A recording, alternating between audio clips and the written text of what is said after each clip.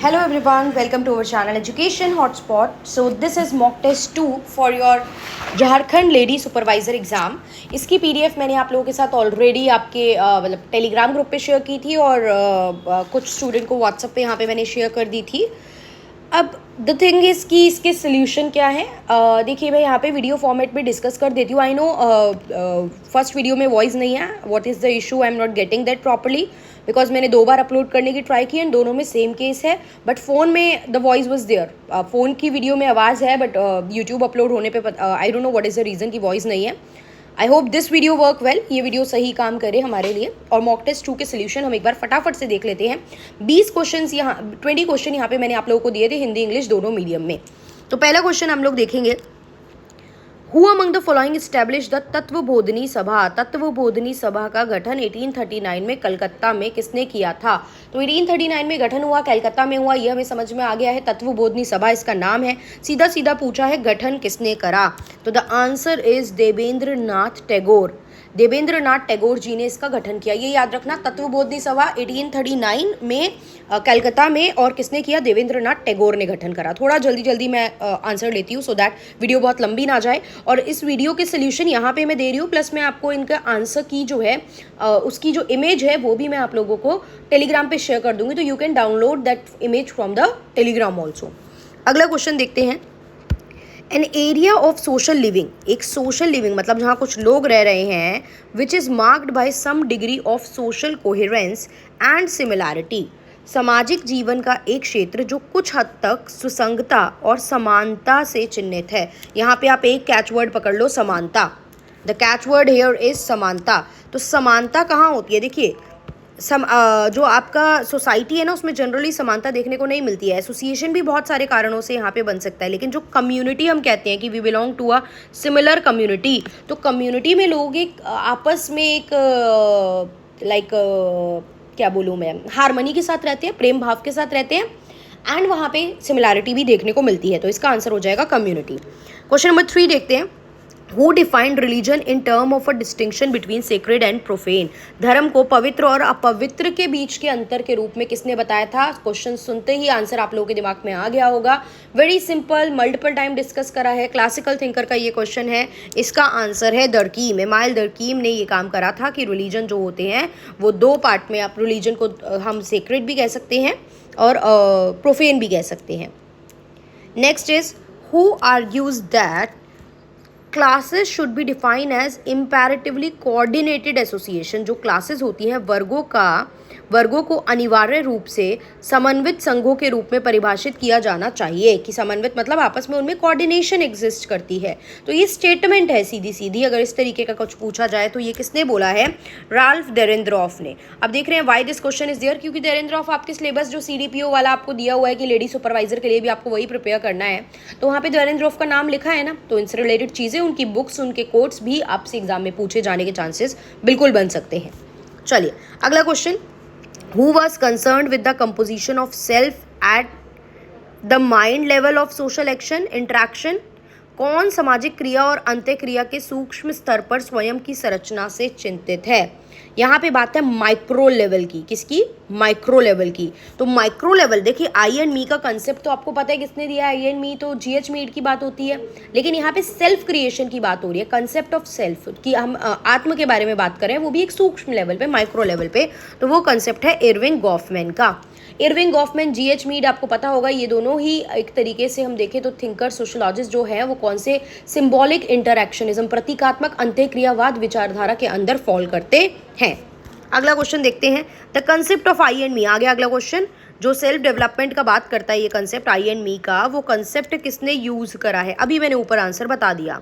स्वयं के विकास के संदर्भ में आई और मी की अवधारणा किसने दी थी? तो आई और मी की अवधारणा दी थी GH मीड ने. राइट, GH मीड ने. अगला क्वेश्चन देखते हैं. सोसाइटी को सुई जेनरिस किसने बोला? कि सोसाइटी अपने आप में, सुई जेनरिस देखो एक इंडिया मतलब इंग्लिश हिंदी वर्ड तो है नहीं. सुई जेनरिस का मतलब होता है one of its own kind. Society अपने आप में एक यूनिक चीज़ है. लोग आते हैं, लोग जाते हैं, बट सोसाइटी एग्जिस्टेंस में रहती है. तो ये बात किसने बोली है? आप ये टर्म से सीधा सीधा याद रखोगे. ये बोली है इमाइल दरकीम ने. क्लासेस में ये मैंने आपको बताया भी है, तो जिसने क्लासेस अटेंड की है, क्लासेस देखी है, उनको ये चीज़ पता होगी. नेक्स्ट थोड़ा बड़ा सा क्वेश्चन लग रहा है बट पढ़ते हैं. Which technique of qualitative data collection, जब हम डेटा कलेक्ट करते हैं तो क्वालिटेटिव डेटा कलेक्शन जो है वो कौन सी ऐसी टेक्निक है जो रिसर्चर फॉलो करते हैं to understand people and their behaviour through direct focus and non verbal interaction in natural setting. Direct होनी चाहिए, नेचुरल होनी चाहिए, फोकस होनी चाहिए और नॉन वर्बल मतलब वर्ड का यूज़ ना किया हो आपने, वर्बल नहीं होनी चाहिए, कम्युनिकेशन नहीं होनी चाहिए। गुणात्मक डेटा संग्रहण की कौन सी तकनीक शोधकर्ताओं द्वारा उनके व्यवहार और को उनकी प्राकृतिक सेटिंग ने प्रत्यक्ष केंद्रित और गैर मौखिक बातचीत के माध्यम से अपनाई जाती है? देखिए इंटरव्यू में बातचीत होगी, बिल्कुल राइट, इंटरव्यू में बातचीत होगी, केस स्टडी में भी डिस्कशन वाज देयर, तो ऑल तो बिल्कुल नहीं हो सकता, तो यहाँ पे हो गया ऑब्जर्वेशन। जब आप किसी चीज़ को ऑब्जर्व कर रहे हो तो ज़रूरी नहीं है कि आप सामने वाले से बातें करोगे या सामने वाले के लिए वर्बली कॉन्टैक्ट कम्युनिकेट कर रहे हो उससे, तो यहाँ पे हमारा आंसर हो जाएगा ऑब्जर्वेशन। अगला क्वेश्चन, चिपको मूवमेंट कहाँ पे हुआ था? सीधा सीधा डायरेक्ट फैक्चुअल क्वेश्चन है, हिंदी इंग्लिश दोनों में लाइक सिमिलर ही है। तो चिपको मूवमेंट जो है टहरी गढ़वाल, क्योंकि आपके जो भी मूवमेंट है किसानों का स्ट्रगल वगैरह जो रहता है उसके कुछ क्वेश्चंस बिल्कुल बन सकते हैं एग्जाम में, तो ये हुआ था टहरी गढ़वाल में, प्लेस पूछ सकता है। नेक्स्ट, इनमें से कौन सा 10th क्वेश्चन है मेजर ऑफ सेंट्रल टेंडेंसी नहीं है? केंद्रीय प्रवृत्ति का मापक नहीं है। तो केंद्रीय प्रवृत्ति के मापक 3 होते हैं, मीन, मीडियन, मोड, औसत, माध्यिका और मोड। ये स्टैंडर्ड डेविएशन जो होता है ये अलग से टॉपिक होता है, क्या होता है अभी डिस्कस नहीं करना है, बट मीन, मीडियन, मोड अगर सेंट्रल टेंडेंसी पूछा जाए, अगर केंद्रीय प्रवृत्ति का मापक पूछा जाए तो ये 3 ही होंगे, 1 is mean, 2nd is median and 3rd is mode. Next, this type of poverty refers to lack of basic resources needs, मतलब ये वो पोवर्टी है जो ये दर्शाती है कि आप अपनी मूलभूत आवश्यकताओं को भी पूरा नहीं कर सकते। तो मेजरली पोवर्टी के 2 टाइप होते हैं, और भी बहुत सारे टाइप के हैं, बट 2 मेजर टाइप हैं, एब्सोल्यूट और रिलेटिव, निरपेक्ष और सापेक्ष। तो निरपेक्ष कहती है जब आप अपनी बेसिक ज़रूरतों को पूरा नहीं कर सकते, सापेक्ष होती है जब हम देखते हैं कि किसी के कंपैरिजन में हम कितने अमीर हैं या गरीब हैं। फॉर एग्जांपल अगर हम लोग अंबानी से अपने आप को कंपेयर करेंगे तो बिल्कुल हम गरीब साउंड करेंगे। अब इंडिया अगर यूएसए से अपनी इकोनॉमी को काउंट करेगी तो हम उनसे पीछे ही हैं। तो रिलेटिव होती है, रिलेटिव पॉवर्टी किसी के कंपैरिजन में, इसके कंपैरिजन में आप कहाँ स्टैंड करते हो। अगला क्वेश्चन नंबर 12 देखते हैं, death resulting out of failure in the love affair, प्रेम प्रसंग में असफलता के कारण हुई मृत्यु, अपने आप की जान ले रहे हो आप, सुसाइड। तो सुसाइड के 4 टाइप दिए हैं, 4 मैं यहाँ नहीं समझा रही हूँ, क्लासेस में मैंने समझाए हैं क्या क्या होते हैं। वो चारों टाइप किसने दिए हैं? अमाइल दरकीम ने दिए हैं। पूछ रहा है कि जब लव अफेयर फेल होने की वजह से आपकी डेथ मतलब कोई सुसाइड कमिट कर रहा है तो वो कौन सा सुसाइड है? So that was fatalistic suicide. कौन सा है? फैटलिस्टिक सुसाइड होता है। Next, which committee recommended 3 tier system for Panchayati Raj, Panchayati Raj के लिए 3 टायर सिस्टम, ये जो आज आप देखते हो 3 टायर सिस्टम है हमारा पंचायती, 3 स्तरीय मॉडल है पंचायती राज का, तो कौन सी कमिटी ने ये मॉडल दिया था? बहुत सारी कमिटीज़ आ रही थी, डिस्कशन कर रही थी, ये एमसीक्यू मैं पहले भी आप लोगों को क्लासेस में करा चुकी हूँ जो लाइव क्लासेस चलती थी हमारी। तो यहाँ पे हमारे पास है बलवंत राय मेहता कमेटी। कौन सी कमेटी थी? बलवंत राय मेहता कमेटी। अगला क्वेश्चन देखते हैं, क्या चीज़ है जो कॉज करती है alienation according to Karl Marx? अलगाववाद का कारण क्या है? अच्छा, अलगाववाद कितने प्रकार का होता है? Alienation from production, from product, from self, from fellow member, उत्पादन से, उत्पाद से अलगाव होना, खुद से अलगाव होना, साथी लोगों से अलगाव होना, ये तो उन्होंने एलिनिएशन के फॉर्म बताए हैं, टाइप बताए हैं, लेकिन वो किस कारण से होता है अगर ये देखा जाए? क्या श्रम बटा हुआ इसलिए होता है? प्राइवेट प्रॉपर्टी है लोगों के पास में इसलिए होता है? कुछ कमर्शियल रिलेशनशिप में बहुत ज़्यादा कैश नेक्सस चलता है इस वजह से होता है? तो बिल्कुल इसके ऑप्शन जो हैं वो सारे हैं, बिल्कुल सारे कारणों से ही हमें एलिनिएशन देखने को मिलता है। Next question, again very simple question, कि कौन से ईयर में एलपीजी पॉलिसी अडॉप्ट की गई थी इंडिया में? आर्थिक वृद्धि मॉडल के रूप में भारत ने एलपीजी नीतियाँ, लिबरलाइजेशन, प्राइवेटाइजेशन, ग्लोबलाइजेशन, उदारवाद, निजीकरण और वैश्वीकरण भारत ने कब अपनाया था? तो the answer to this is 1991 में ये चीज़ आ गई थी। देखिए अगर 1991 ऑप्शन में ना हो ना आप लोगों के पास, तो आप 1990 मार्क करना, क्योंकि पॉलिसी अडॉप्ट 1990 में कर ली गई थी, इम्प्लीमेंट 1991 में की है, राइट। इन केस 1991 ऑप्शन में ही ना हो तो आप 1990 पे टिक करोगे, बिल्कुल कंफ्यूज नहीं होना है। Who is of the view that social unrest is rooted in the capitalist path of development. ये किसका व्यू था कि सामाजिक अशांति विकास के पूंजीवादी मार्ग में निहित है। आप विकास के लिए, डेवलपमेंट के लिए जो ये पूंजीवादी अप्रोच लेके चल रहे हो, कैपिटलिस्टिक अप्रोच जो लेके चलते हो, इस वजह से जो है समाज में अशांति आती है, सामाजिक अनरेस्ट आता है।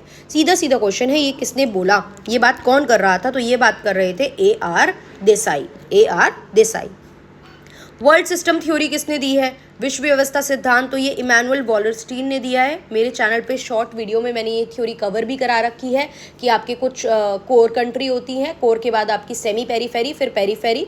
ये एक सिस्टम इन्होंने बताया था कि अर्बन एरिया जो डेवलप करते हैं, ग्रो करते हैं, उसके लिए थ्योरी है वर्ल्ड सिस्टम थ्योरी, विश्व व्यवस्था सिद्धांत, जो इमैनुअल वॉलरस्टीन ने दिया है।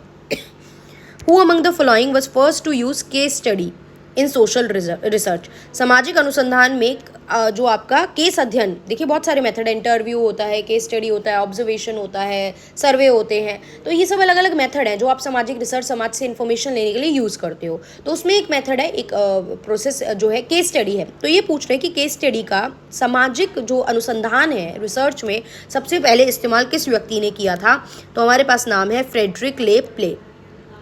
देखो वैसे भी बहुत इजी था, क्योंकि दरकी में ये सब मैंने आपको नहीं पढ़ाया कुछ की सोशल रिसर्च पहली बार यूज़ करा, स्पेंसर में, कार्ल मार्क्स में हमने ऐसा कुछ नहीं पढ़ा। तो एक अलग सा नाम हमारे पास यहाँ पे है फ्रेडरिक ले प्ले, तो हम उसको मेंशन कर सकते हैं। चलिए अगला question, who mention that by studying tradition Indian society can be understood. Bharatiya Samaj को समझने के लिए परंपराओं का अध्ययन करने की बात किसने की थी? कि अगर आप परंपराओं को समझ लेते हैं तो आप भारतीय समाज को बेहतर रूप से समझ सकते हैं। ये बात की थी, सीधा सीधा आंसर हम देखते हैं, ये बात की थी DP मुखर्जी ने। आप लोग मुझे कमेंट करके बताएंगे इस वीडियो पे कि आपने कितने अटेम्प्ट करे थे, कितने सही हुए हैं, कितने गलत हुए हैं। तो आई विल ट्राई, मैं रात लेट नाइट तक एक मॉक टेस्ट 3 भी अपलोड कर दूँ और कल मॉक टेस्ट 4 भी आप लोगों को दे दूँ। तो एग्जाम तक इसी तरीके की रिवीजन रखते हैं, होप ये हेल्प कर रही होगी आप लोगों की। 20 क्वेश्चन देखो, ब्यूरोक्रेसी का कंसेप्ट किसने दिया? बहुत सिंपल है, नौकरशाही का सिद्धांत, सबका सही हुआ होगा ये। नौकरशाही का सिद्धांत दिया था आपका मैक्स वेबर ने, राइट। तो 30 क्वेश्चन का टेस्ट हमने पिछला कर लिया, 20 का हमने ये कर लिया। अब और भी मैं टेस्ट आप लोगों के बनाऊंगी, बट आप ये वीडियो को मैक्सिमम लोगों तक शेयर कीजिए सो दैट ये ज़्यादा स्टूडेंट तक पहुंच सके। बाकी बच्चों के भी डाउट आएंगे तो हम बेटर तरीके से इसको क्लियर कर पाएंगे। अभी एक स्टूडेंट ने मेरे साथ शेयर करा है BPSC का पेपर, BPSC का पेपर शेयर करा है as a format of like कि BPSC में भी सिलेबस कहीं ना कहीं थोड़ा बहुत काफ़ी हद तक सेम ही है। तो उस पेपर को हम सॉल्व कर लेंगे तो हम एक काफ़ी बेटर जो है रिवीजन कर सकते हैं। तो आई विल ट्राई कि मैं 30-30 करके या 20-20 करके उसके क्वेश्चन भी आप लोगों को अगले मॉक टेस्ट में करा दूं। आप उसको अटेम्प्ट करेंगे। यहाँ पे मैं मॉक टेस्ट 2 कंप्लीट हो गया हमारा, मैं वो आप लोगों के साथ शेयर कर दूंगी। तो मॉक टेस्ट 3 जो है उसका एक्सप्लेनेशन वो मैं पूरा एक फॉर्मेट पे करूंगी। मॉक टेस्ट 3 में फर्स्ट 20 क्वेश्चन, मॉक टेस्ट 4 में उसके आगे के 20, उसके आगे के 20, इस तरीके से हम उसको सॉल्व कर लेंगे। होप हेल्प कर रहा है तो आप देखते रहिए वीडियोस को और मेंशन करके बताइए, एंड अपना स्कोर भी यहाँ पे आप वीडियो के कमेंट में मेंशन कर सकते हैं। So that's all.